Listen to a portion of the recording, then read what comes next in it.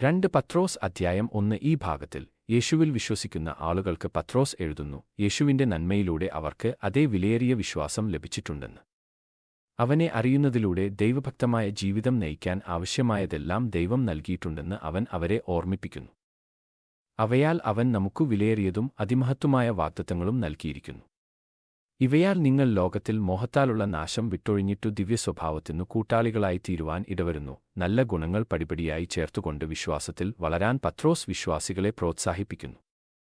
അദ്ദേഹം പറയുന്നു, വിശ്വാസത്തിൽ നിന്ന് ആരംഭിക്കുക, പിന്നെ നന്മ ചേർക്കുക, പിന്നെ അറിവ് ചേർക്കുക, അതിനുശേഷം ആത്മനിയന്ത്രണം പഠിക്കുക, പിന്നെ സ്ഥിരോത്സാഹം വളർത്തുക, ദൈവഭക്തി, മറ്റുള്ളവരോട് ദയ, സ്നേഹം എന്നിവ ചേർക്കുക.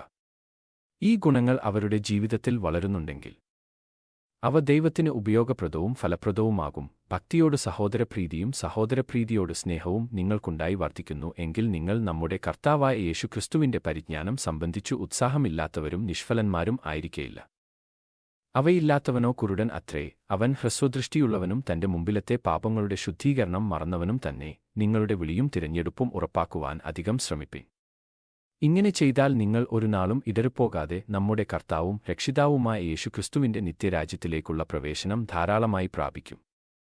ലളിതമായി പറഞ്ഞാൽ പത്രോസ് പറയുന്നു, ദൈവം നിങ്ങൾക്ക് ആവശ്യമുള്ളതെല്ലാം നൽകി. അതിനാൽ നല്ല സ്വഭാവം ചേർത്തുകൊണ്ട് നിങ്ങളുടെ വിശ്വാസത്തിൽ വളരുക. യേശുവിനെ വിശ്വസിക്കുകയും പിന്തുടരുകയും ചെയ്യുക. നിങ്ങൾ ഒരിക്കലും വീഴുകയില്ല. ഒരു ദിവസം നിങ്ങൾ അവനോടൊപ്പം എന്നേക്കും ഉണ്ടായിരിക്കും.